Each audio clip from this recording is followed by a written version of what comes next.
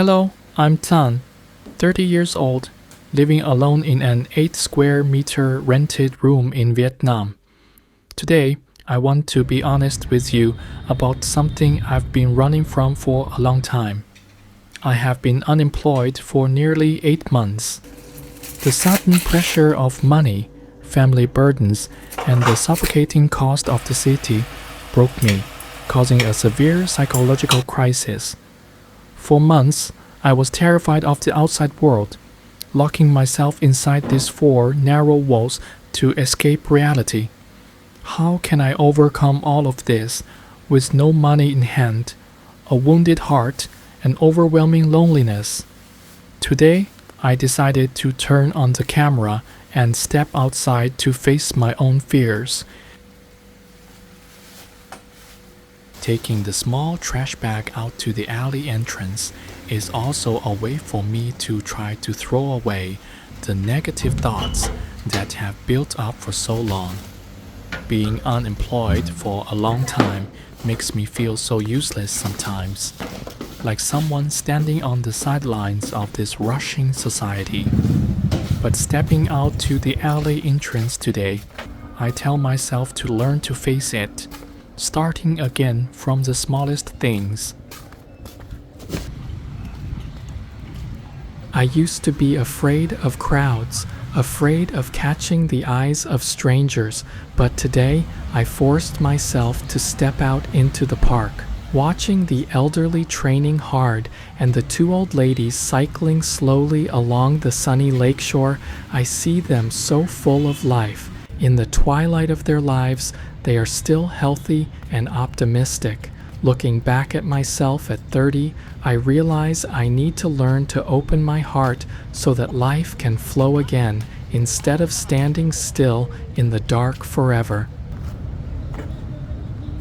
This machine for walking and swinging arms and legs is completely free. Being unemployed for 8 months, I have to calculate every single cent. How could I dare to waste money on fancy gyms? I step onto the machine and move rhythmically. Working out right now isn't just to be healthy, but to prove to myself that, Thang, you still exist, your body is still moving, and you still know how to put in effort.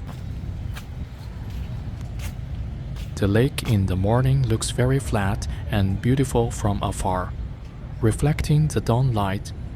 But when coming closer, the water's edge is full of plastic bags and bottles thrown mindlessly. My soul right now is just like that lake, trying to look peaceful on the outside, but deep inside is a total ruin, full of wounds after months of unemployment. But trash can be cleared, and I believe my soul will be healed one day too. I stand by the lake, doing some basic warm-up exercises, stretching my arms, legs, and waist to loosen up my body. Doing this is to remind myself that I still have the right and the responsibility to take care of myself. Even without a job, I must not neglect this body. Living far from home and being single, if I fall down, who will take care of my parents? This is the last asset I have to rebuild my life. Those swan pedal boats for rent are sitting quietly at the pier. This morning wasn't too bad for me. Taking my old motorbike to the supermarket, I patiently wait at the red light amidst the rushing traffic of the city. Having had no stable income for 8 months, every time I take my bike out is a time I have to hesitate about gas money. Watching the crowd rush past, I wonder how many of them also carry the burden of family and endure silent crises just like me.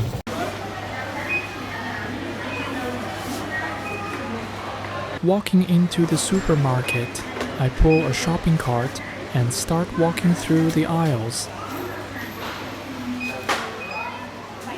This cool space packed with goods makes an unemployed person like me feel suffocated.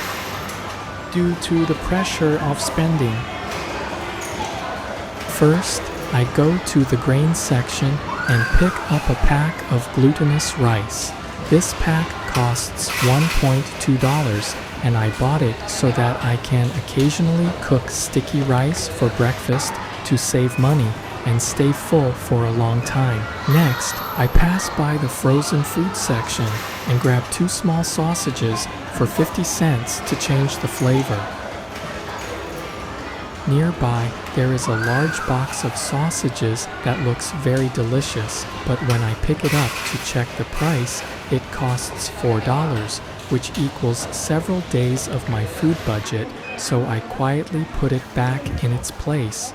I push my cart past the snack section, looking at a bag of chips that looks very attractive, intending to buy it to eat when bored.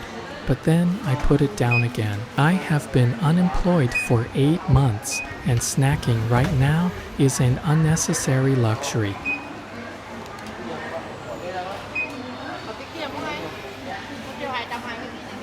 Finally, I go to the fresh food section. I stand and hesitate for a long time in front of the prices, then choose a pre-sliced pork tray that costs $2.5 and pick up a few affordable vegetables. Going into a supermarket full of temptations, if I don't strictly control every cent, I will never be able to survive this stormy period.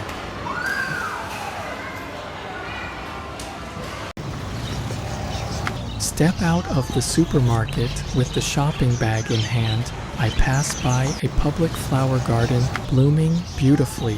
I stop for a few minutes, close my eyes to take a deep breath of fresh air, and watch the petals swaying in the wind.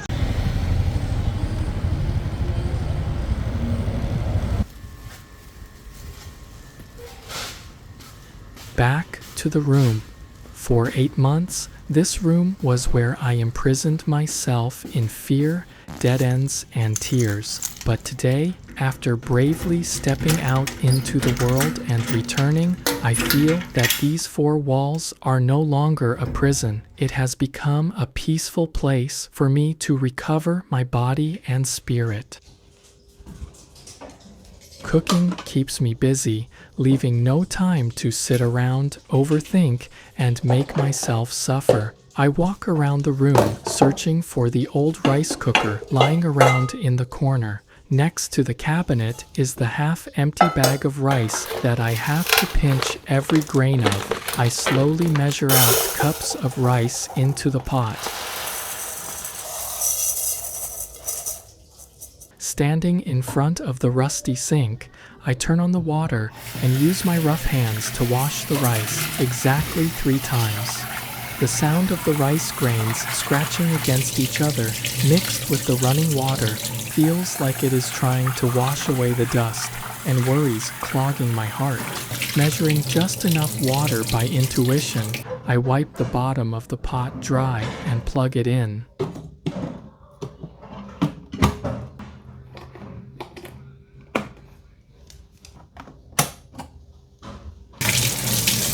Slowly plucking each leaf of the sweet leaf vegetable, I pick out the withered leaves, discard the hard stems, and wash them clean. An unemployed person's lunch is just a plain sweet leaf soup cooked with a few garlic chives sent by my mother from our hometown a long time ago.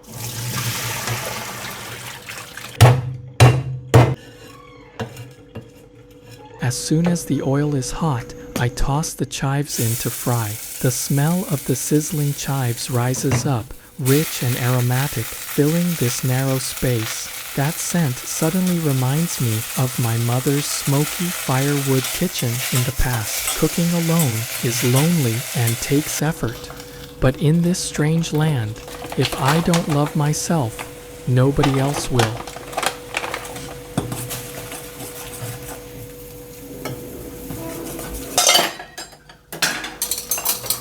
Today's main dish is caramelized pork belly.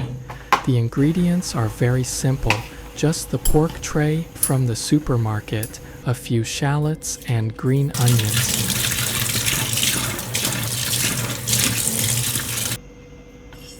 I put the pan on the stove to heat it up, pour the pork in to fry it, to render some fat and sear the edges. Then I add the chopped shallots, fish sauce, a bit of sugar, and fresh water. Simmer in it until the sauce thickens, coating the meat in a shiny amber color before scattering the green onions on top. When you are dealing with unemployment and depression, successfully cooking a good meal is also a proud achievement.